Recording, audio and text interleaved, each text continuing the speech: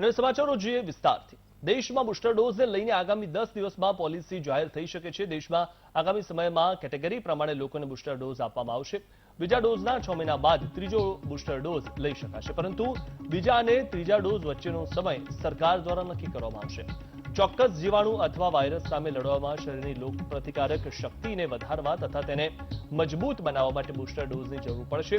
Booster dose એ જ રસી ન હોઈ શકે છે જે વ્યક્તિએ પહેલા લીધી હોય તથા તેની મદદથી શરીરમાં વધુ એન્ટીબોડીઝ ઉત્પન્ન કરીને રોગપ્રતિકારક શક્તિમાં વધારો કરી શકાશે। ઉલ્લેખનીય છે કે કોવિડ-19ના નવા પ્રકારો ઉભરી રહ્યા હોવાથી આરોગ્ય સંસ્થાઓ બુસ્ટર ડોઝ આપતા પહેલા ઘણી બાબતો વિશે વિચાર કરશે, જેમાં બુસ્ટર ડોઝ ફક્ત એવા લોકોને જ અપાશે જેમણે તેમની રસીનો સંપૂર્ણ ડોઝ મેળવ્યો હોય। આ સાથે સરકાર સૌપ્રથમ વૃદ્ધ લોકોને બુસ્ટર ડોઝ આપવાનો વિચાર કરશે।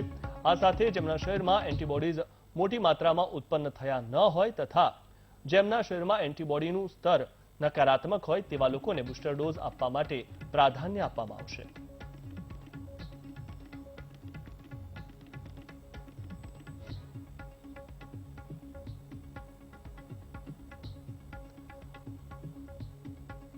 તો આજ વિશે આપણે ચર્ચા કરી। આપણી સાથે જોડાયા છે ડોક્ટર મુકેશ મહેશ્વરી। ડોક્ટર, આપનું સ્વાગત છે વીટીવીમાં। ડોક્ટર, જે રીતે હવે બુસ્ટર ડોઝની વાત થઈ રહી છે, મહત્વની વાત એ પણ છે કે ભારતમાં હજુ પણ ઘણા બધા લોકોએ કે જેમનો સમય આવી ગયો છે છતાં પણ બીજો ડોઝ નથી લીધો, ત્યારે હવે બુસ્ટર ડોઝની જ્યારે વાત ભારતમાં ચાલી રહી છે, કારણ કે અમેરિકામાં પણ બુસ્ટર ડોઝ આપવાના શરૂ થઈ ગયા છે, તો આપને શું લાગે છે કે બુસ્ટર ડોઝ સુધી પહોંચતા આપણને કેટલો સમય લાગશે? આ એક ખૂબ મહત્વનો સવાલ છે તમારો, કારણ કે આપણે ત્યાં હજુ મોટાભાગના લોકોને બીજો ડોઝ મળ્યો નથી। કારણ કે આપણે ત્યાં પહેલા ડોઝ કદાચ 70% લોકોને મળ્યો છે, 75% લોકોને, અને બીજો ડોઝ કદાચ 40 કે 50% લોકોને। ત્યારે હજુ બીજો ડોઝ પૂરો કરવાની જરૂર છે ને તે ત્રીજા ડોઝ એટલે બુસ્ટર ડોઝની વાત આવી, એ આપણા માટે થોડુંક ચિંતાજનક છે। કારણ કે હજુ આપણે ત્યાં કોઈ એવો સ્ટડી કરવામાં આવ્યો નથી મોટા પાયે કે ભાઈ બુસ્ટર ડોઝ કોને આપવો, ક્યારે આપવો, અને જો કર્યો હોય તો સરકારે એના ડેટા ડિક્લેર નથી કર્યા। એટલે સરકારે સૌથી પહેલા તો એ જોવું જોઈએ કે ભાઈ 2 ડોઝ લીધા હોય અને 8-6 મહિના થઈ ગયા તો એનામાં એન્ટીબોડીનું લેવલ કેટલું છે, અને એ જાણવા માટે આપણે સૌથી પહેલા તો 2 ડોઝ લીધા હોય એના 2 મહિના પછી કોઈની એન્ટીબોડી ચેક કરવી જોઈએ, 4 મહિના પછી કરવી જોઈએ, 6 મહિના પછી કરવી જોઈએ, 8 મહિના પછી કરવી જોઈએ। અને જો તમને શરૂઆતમાં એન્ટીબોડી, ધારો કે આપણે એક ઉદાહરણ લઈએ કે 15 હોય, પછી 10 થઈ, પછી 5 થઈ, તો એ આપણે સમજવાનું કે ભાઈ આ એન્ટીબોડીનું લેવલ ઘટી રહ્યું છે, તો ઇમ્યુનિટી કદાચ ઘટી રહી છે। તો એવા કેસમાં 6 મહિના પછી, 8 મહિના પછી, 10 મહિના પછી ક્યારે આપવો પડશે એ હજુ ડેટા ક્યાંય સરકારે ડિક્લેર કર્યા નથી। એટલે એક અસમંજસની પરિસ્થિતિ પ્રવર્તી રહી છે। કેટલાક લોકોએ પોતાની ઓળખાણથી ત્રીજો ડોઝ ડાયરેક્ટ લઈ લેવાનો ચાલુ કર્યો, એવા કંઈ છાપામાં અહેવાલ આવ્યા હતા, એ પણ બહુ ખોટું કહેવાય। કારણ કે જ્યારે આપણે ત્યાં હજુ બીજો ડોઝ લેવાનો બાકી હોય, અમુક લોકોને પહેલો ડોઝ લેવાનો બાકી હોય, તો સૌથી પહેલા સરકારે એ નિશ્ચિત કરવું જોઈએ કે બધાને 2 ડોઝ મળી જાય, અને જે હાઈ રિસ્ક કેટેગરી છે એ લોકોને ત્રીજો ડોઝ આપવામાં આવે। પણ એના માટેની એક ગાઈડલાઈન નક્કી કરવી પડે કે ભાઈ કેટલા મહિને આપવા, કઈ વેક્સિન આપવા, અને પછી એને કેટલા ટાઈમ પ્રોટેક્શન મળશે। અને આ બધી આપણે જે વાત કરીએ છીએ એ ફક્ત એન્ટીબોડીની વાત કરીએ છીએ। કોઈ પણ રોગપ્રતિકારક શક્તિ હોય એમાં ખાસ કરીને વાયરલ ડિસીઝમાં 2 ટાઈપની આપણી રોગપ્રતિકારક શક્તિ હોય છે। એક છે જે એન્ટીબોડી મીડિયેટેડ છે, જે આપણે બધા જાણીએ છીએ, જેમાં આપણે સીરો સર્વેલન્સથી જાણી શકીએ। પરંતુ જે બીજી, જેના પર ઓછામાં ઓછું સંશોધન આપણા દેશમાં કરવામાં આવ્યું છે, સેલ મીડિયેટેડ ઇમ્યુનિટી। સેલ મીડિયેટેડ ઇમ્યુનિટી એટલે શું કે જે આપણને જ્યારે ઇન્ફેક્શન થાય ત્યારે 2 ટાઈપના સેલ હોય, બી પ્રકારના સેલ અને ટી ટાઈપના સેલ। એ ટી ટાઈપના અને બી ટાઈપના સેલ અમુક એની જે યાદ શક્તિ લઈને શરીરમાં સુષુપ્ત અવસ્થામાં જતા એને મેમરી સેલ કહેવામાં આવે છે। એ મેમરી સેલ જ્યારે ફરીવાર તમને ઇન્ફેક્શન થાય અથવા તમારામાં જ્યારે વાયરસ કે બેક્ટેરિયાનો પ્રવેશ થાય ત્યારે એક્ટિવ બની જાય અને ટી સેલ એન્ટીબોડી બનાવવા માંડે અને ટી સેલ ડાયરેક્ટ હુમલો કરીને એ વાયરસ કે બેક્ટેરિયાને મારવાનો પ્રયત્ન કરે। એટલે એની ઇમ્યુનિટી કેટલો ટાઈમ સુધી રહે છે એ જોવાની જરૂર છે। કારણ કે સિંગાપુરમાં એવા કેટલાક કેસ જોવા મળ્યા હતા કે જેને SARS CoV-1, જેને ગયાને 11 વર્ષ થઈ ગયા તો પણ એમાં એન્ટીબોડી સેલ મીડિયેટેડ ઇમ્યુનિટી દેખાઈ હતી। એટલે આપણે આ સ્ટડી કરવાની ખાસ જરૂર છે કે સેલ મીડિયેટેડ ઇમ્યુનિટી છે કે નથી, અને છે તો કેટલી કામ આવે એમ છે। જો વધારે સારી રહેતી હોય તો હાલ તુરંત બુસ્ટર ડોઝની કોઈ જરૂર નથી। હા, કેટલાક દેશોમાં ચોક્કસથી બુસ્ટર ડોઝ આપવાનો ચાલુ કરવામાં આવેલો છે, પરંતુ આપણે ત્યાં કોઈ હજુ ડેટા છે નહીં। જી ડોક્ટર, ઘણી બધી અસમંજસતાઓ છે, કારણ કે આપણે ત્યાં લોકો એવા છે કે જેમણે હવે ઘણા બધા લોકોએ પહેલો ડોઝ લઈ લીધો છે, પરંતુ એ જ લોકોએ લીધો છે કે જે લોકો સરકારે જે નિયમો કર્યા એટલે તે નિયમોમાં આવવા માંગતા હતા, જે ઘણી બધી જગ્યાએ ધારો કે તેમને રેલવેની ટિકિટ ન મળી હોય એના કારણે તેમણે લીધો હોય, એટલે એવા લોકોને હજુ તો બીજો ડોઝ લેતા ઘણી બધી વાર લાગશે. પરંતુ મહત્વની વાત એ છે કે એવા લોકોને કેવી રીતે શોધી શકાય કે જેમની ઇમ્યુનિટી ઓછી છે અથવા તો જે વૃદ્ધો છે તેમને પહેલો આપવામાં આવે. તો એવા ઘણા બધા પ્રશ્નો ભારતમાં સામે આવી રહ્યા છે. બિલકુલ સાચી વાત છે તમારી, કારણ કે આ એક ખૂબ મોટો અને પેચીદો પ્રશ્ન છે. ઘણા બધા લોકો એવા છે કે જેની ઇમ્યુનિટી લો છે, લાઈક 60 ઉપરના છે ને મોટાભાગના માણસોની એમાં ઇમ્યુનિટી ઘટી જાય. આજે 10 વર્ષનો બાળક હોય અને 60 વર્ષનો માણસ હોય તો 60 વર્ષવાળામાં 10 વર્ષ જેટલી ઇમ્યુનિટી ના હોય.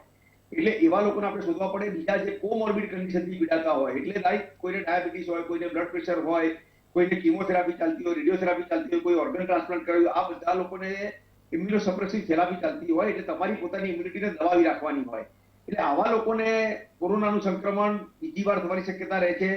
વેક્સિન લીધી હોવા છતાં પણ રહે છે. એટલે એ લોકોને ખાસ આપણે શોધી કાઢવા પડે અને એવા લોકોને ડિક્લેર કરવું પડે કે જે લોકો આવું કોમોર્બિડ કન્ડિશનથી પીડાતા છે એનો મેડિકલ રેકોર્ડ ચેક કરવામાં આવશે અને એવા લોકોને વૃદ્ધોને આપવામાં આવશે. લાઈક અમેરિકામાં અત્યારે 60+ વાળાને થર્ડ ડોઝ એટલે બુસ્ટર ડોઝ આપવામાં આવી રહ્યો છે. પ્લસ હાઈ રિસ્ક લાઈક જે લોકો ડાયરેક્ટલી કોરોના સાથે ડીલ કરે છે, ડોક્ટર્સ છે, નર્સ છે, પેરામેડિકલ સ્ટાફ છે, પોલીસ કર્મીઓ છે, તમારા જેવા પત્રકારો છે કે જેને ડેલી બહાર ફરવાનું છે, જેને કોરોનાનો ડાયરેક્ટ સામનો કરવાનો છે, એવા લોકોનું પણ એક લિસ્ટ બનાવી શકાય.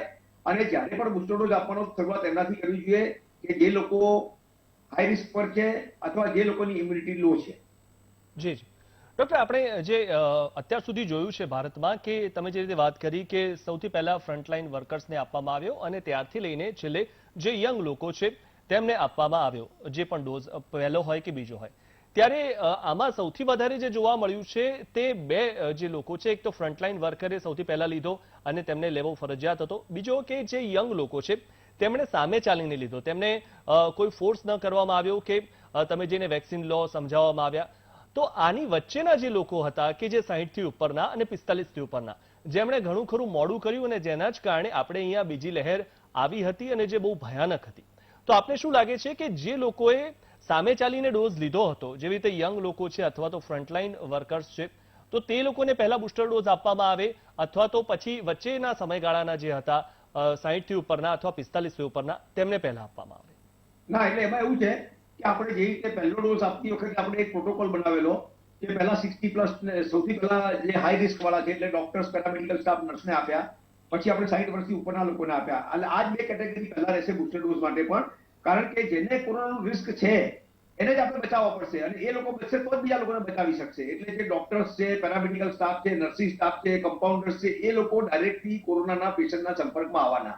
એટલે એ લોકોની જો ઇમ્યુનિટી ઘટી ગઈ હોય તો એવા લોકોના સીરો સર્વેલન્સ કરવા જોઈએ આપણે. લાઈક મેં મારી પોતાની જ વાત કરું તો મારી મેં ફેબ્રુઆરીમાં 2 ડોઝ પતી ગયા હતા, હમણાં મેં મારી એન્ટીબોડી કરાવી તો ખાલી 3 જ હતી એકના બદલે, એટલે ખૂબ ઓછી કહેવાય. તો એવા લોકોના આપણે સીરો સર્વેલન્સ કરવા જોઈએ. હોસ્પિટલના જે ડોક્ટર કામ કરતા એવા લોકોના, નર્સિંગ સ્ટાફના, અને એમાં જે લોકોને ઇમ્યુનિટી ઓછી દેખાય એવા લોકોને આપણે અલગ તારવવા જોઈએ. એવા લોકોને આપણે ડોઝ આપવો જોઈએ અથવા જનરલાઇઝ આપણે કેટેગરી બનાવી કે ભાઈ હાઈ રિસ્ક કેટેગરી એ લોકોને પહેલા આપો. પછી બીજી જે કેટેગરી છે 60+ કોમોર્બિડ કન્ડિશન વાળા, પછી 60 નીચે કોમોર્બિડ કન્ડિશન વાળા, આ લોકો એવા છે કે જેને રીઇન્ફેક્શન થઈ શકે છે અથવા વેક્સિન બ્રેકથ્રુ થઈ શકે છે. 2 ડોઝ લીધા હોવા છતાં પણ વેક્સિનમાં જ્યારે આપણને થાય તેને વેક્સિન બ્રેકથ્રુ કહીએ છીએ. અને વેક્સિન બ્રેકથ્રુને બચાવવું આપણા માટે ખૂબ એટલા માટે જરૂરી છે કે વેક્સિન બ્રેકથ્રુ થશે તો વાયરસ ટ્રાન્સમિટ થશે, અને વાયરસ ટ્રાન્સમિટ થશે તો નવો વેરિયન્ટ પેદા થશે. નવો વેરિયન્ટ પેદા થશે તો આપણા માટે ખૂબ મોટો ખતરો તોળાઈ રહ્યો છે. એટલે આપણે એની પણ એક કેટેગરી બનાવવી પડશે. અને મોટે ભાગે હું એવું માનું છું કે જે વેક્સિન ટાસ્ક ફોર્સ છે સેન્ટ્રલ ગવર્મેન્ટની, એના પર જ અત્યારે કામ કરી રહી છે કે આપણે બુસ્ટર ડોઝ ક્યારે સ્ટાર્ટ કરવો, 1, કોને આપવો, 2, અને કઈ વેક્સિનનો આપવો. કારણ કે મિક્સ બેચ ટ્રાયલ પણ ઘણી દુનિયામાં થયા છે અને એના ખૂબ પ્રોત્સાહક રિઝલ્ટ મળ્યા છે. કારણ કે આપણે બધા મોટાભાગના લોકોએ અહીંયા કોવિશિલ્ડ અને કોવાક્સિન લીધી છે. એક ડેડ વાયરસ વેક્સિન છે, બીજી ડીએનએ બેઝ વેક્સિન છે. તો આપણે એના બદલે હવે ધારો કે જેને કોવિશિલ્ડ લીધું એને કોવાક્સિન આપવાનો ટ્રાયલ કરવો જોઈએ. અને જો એનાથી વધારે સારા એન્ટીબોડી બનતા હોય તો એ આપણા માટે બેસ્ટ ઓપ્શન કહેવાય. જેને કોવાક્સિન લીધી છે એને કોવિશિલ્ડ આપવી જોઈએ. અથવા ધારો કે ફાઇઝર મોડર્નાની વેક્સિન, એમઆરએનએ વેક્સિન આવતી હોય અને જો જે લોકો અફોર્ડિંગ હોય એને કેવું જોઈએ કે તમે 2 ડોઝ ભલે કોવિશિલ્ડના સરકારના પૈસા લીધા પણ તમે ત્રીજો ડોઝ એમઆરએનએ વેક્સિનનો લઈ શકો છો જાતે. તો સરકારનું પણ ભારણ ઘટશે અને જે અફોર્ડિંગ ક્લાસ છે એને બીજી ટાઈપની વેરાયટી વેક્સિન લેવાનો ચાન્સ મળશે. જી જી બુસ્ટર ડોઝ લેતા પહેલા જે સૌથી મહત્વનું છે, જે આપે પણ વાત કરી કે ઇમ્યુનિટી કેટલી છે આપણા શરીરમાં અને એન્ટીબોડી કેટલી છે. તો આના માટે કયા પ્રકારના ટેસ્ટ હોય છે અને શું એ ટેસ્ટ ખૂબ મોંઘા હોય છે? કારણ કે જ્યારે સામાન્ય મફતમાં મળતી વેક્સિન જો લોકો ન લેવા જતા હોય તો આવા જે ટેસ્ટ છે એ ટેસ્ટના પૈસા શું કરવા ખર્ચે? કારણ કે લોકો જો મફતમાં વેક્સિન ન લેતા હોય તો ટેસ્ટ કરાવીને ત્યારબાદ બુસ્ટર ડોઝ લેવા જાય, એ તો આખી એક અઘરી બાબત છે. બિલકુલ સાચી વાત તમારી. ખૂબ અઘરું છે, પરંતુ હવે ટેસ્ટની કિંમત એટલી બધી વધારે નથી રહી. વેક્સિન કરતા પણ ઓછી કિંમત છે. ઘણા જે એન્ટીબોડીના લેવલ આપણે કરવાના હોય છે એમાં બધાના કરવાની જરૂર નથી. આપણે રેન્ડમાઇઝ કરી શકીએ. કોઈ પણ અમે ક્લિનિકલ ટ્રાયલ કરતા હોઈએ ત્યારે ધારો કે 5000 સેમ્પલ લીધા હોય તો 5000 સેમ્પલ અલગ અલગ જગ્યાથી લેવામાં આવે. કોઈ ગામડામાંથી લેવામાં આવે, કોઈ શહેરમાંથી લેવામાં આવે, કોઈ મોટા માણસના લેવાના આવે, કોઈ નાના માણસ છોકરાઓના લેવામાં આવે, કોઈ ફિમેલના લેવામાં આવે, કોઈ મેલના લેવામાં આવે, કોઈક મુસલમાનના લેવાના, કોઈ હિન્દુના લેવાના. અલગ અલગ જાતિ, ધર્મ, એરિયા, એજ એ પ્રમાણે રેન્ડમ સેમ્પલિંગ કરવામાં આવે છે કોઈ પણ ટ્રાયલ કરીએ તો. એ રીતે રેન્ડમાઇઝ સેમ્પલના ટ્રાયલ કરવા જોઈએ. આપણે છેલ્લો સીરો સર્વેલન્સ જે મ્યુનિસિપલ કોર્પોરેશને કર્યો હતો અમદાવાદમાં, એ મોટી સેમ્પલ સાઇઝ હતી. 5000 લોકો પર એ લોકો સીરો સર્વેલન્સ કર્યો હતો અને એમાં 81% ઇમ્યુનિટી અમદાવાદમાં દેખાઈ હતી. એ પ્રમાણે ગુજરાતના અલગ અલગ શહેરો અને ગામડાઓમાં સરકારે જ આવા સરકાર પ્રેરિત કરવા જોઈએ.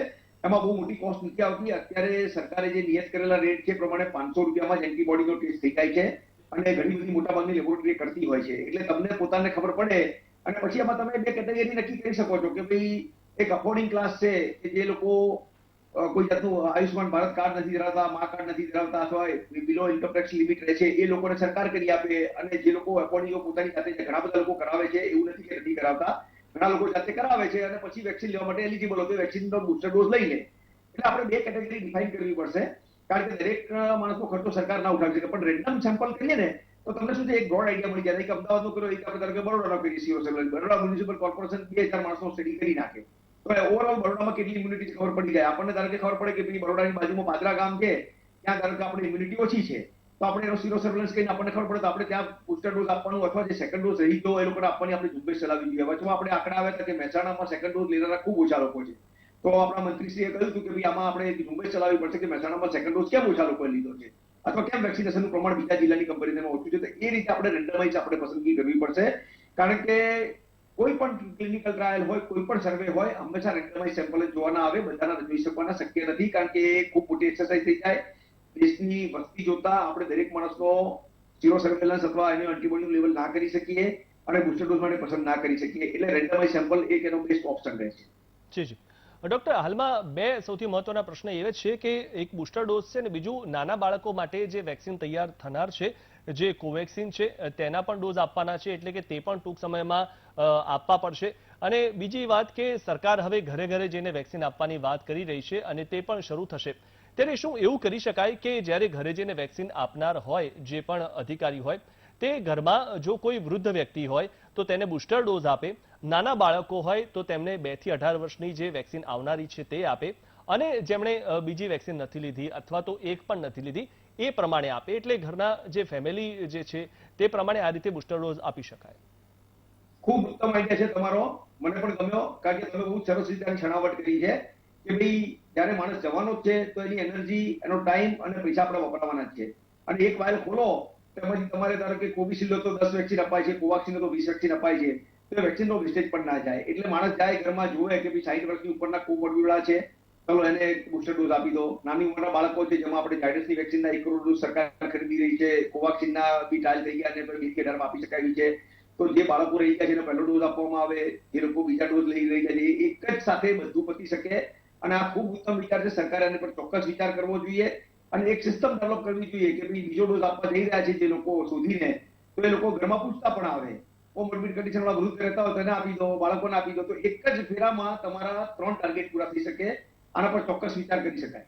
જી જી જી આગળ જે આપે જે વાત કરી તો એ જો ખરેખર એવું આવે કે કોકટેલ જે કરે, ધારો કે કોઈએ કોવેક્સિનના 2 ડોઝ લીધા હોય અથવા તો કોઈએ કોવિશિલ્ડના લીધા હોય તો તેને બુસ્ટર ડોઝ જે છે તે અધર કોઈ વેક્સિનનો આપવામાં આવે તો તેમાં જે છે એ વધારે મુશ્કેલી આવી શકે કે પછી તેમાં જે એન્ટીબોડી બને અથવા તો જે ઇમ્યુનિટી વધે કે પછી ઘટે, એટલે એ કેવી રીતે જાણી શકાય?